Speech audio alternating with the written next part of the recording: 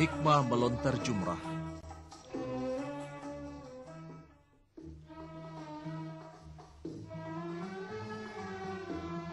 Setelah jemaah haji meninggalkan Arafah menuju Musdalifah dan bermalam untuk beberapa saat, kemudian menuju Mina, tempat Nabi Ibrahim akan melaksanakan perintah Allah untuk menyembelih putranya Ismail alaihissalam.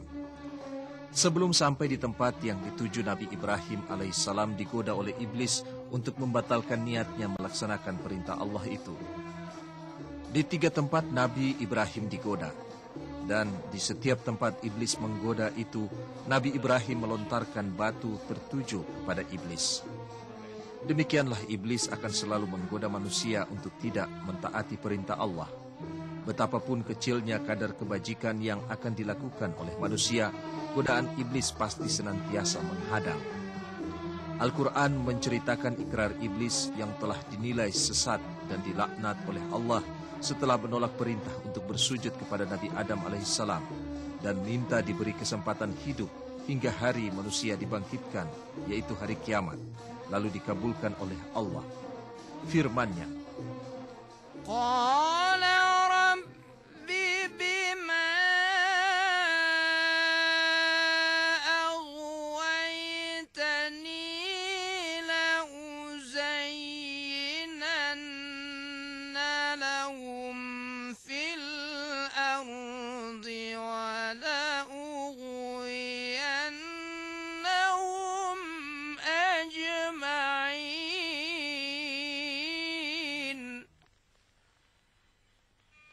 وَلَأُغْوِيَنَّهُمْ أَجْمَعِينَ إِلَّا عِبَادَكَ مِنْهُمُ الْمُخْلَصِينَ.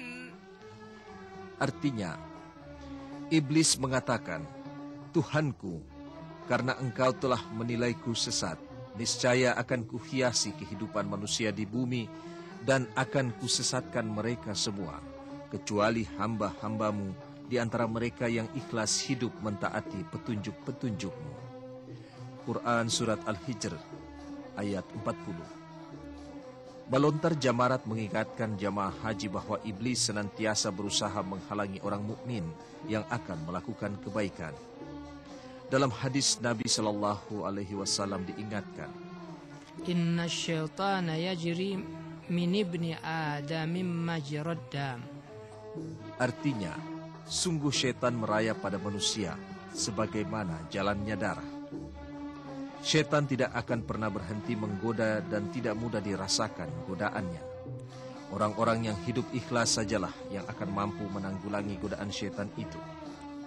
Nabi Ibrahim alaihissalam selamat dari godaan iblis karena ikhlasnya menjalani hidup mentaati perintah-perintah Allah. Meskipun menghadapi ujian sangat berat, diperintahkan untuk menyembelih putranya Ismail alaihissalam. Keberhasilan Nabi Ibrahim menangkis godaan iblis diikuti dengan segera melaksanakan perintah Allah untuk menyembelih putranya. Di saat pisau Ibrahim alaihissalam akan digoreskan pada leher Ismail, terdengarlah seruan untuk menghentikan penyembelihan itu. Perintah menyembelih anak itu hanyalah ujian belaka. Maka digantilah Ismail dengan binatang sembelihan yang besar. Binatang itulah yang kemudian disembelih. Dalam hal ini Al-Quran menceritakan, فَلَمَّا أَسْلَمَا وَتَلَّهُ لِلْجَبِينِ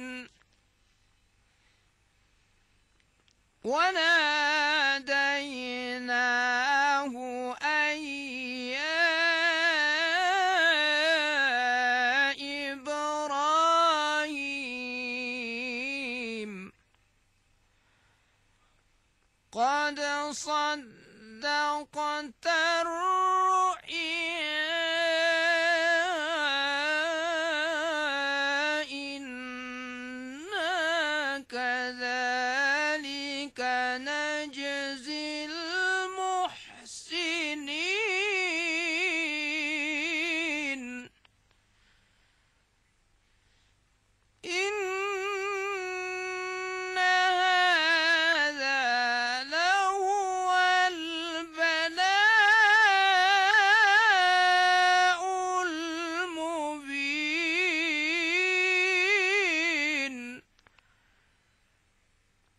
وفديناه بذبح عظيم.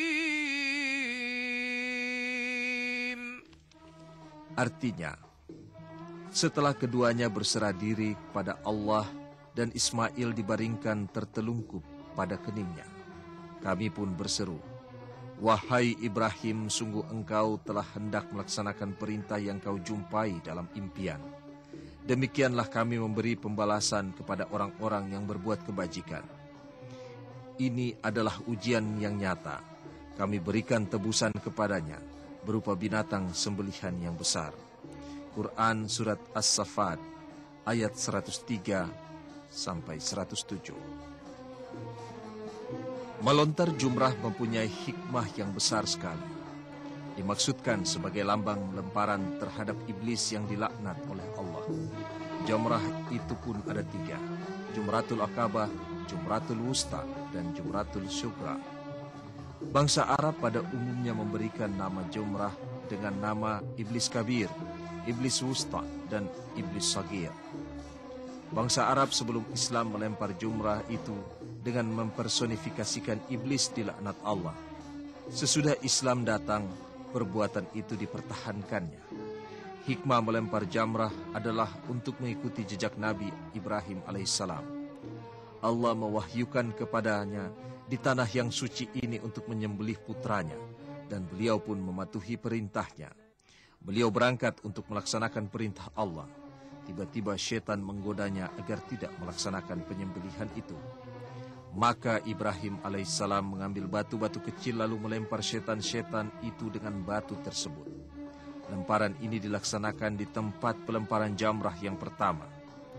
Ketika iblis melihat hal tersebut, maka segera menghubungi Siti Hajar dan mengejek perbuatan Nabi Ibrahim alaihissalam menyembelih putranya yang merupakan buah hatinya. Lalu Siti Hajar pun mengambil batu-batu dan melemparkannya kepada iblis.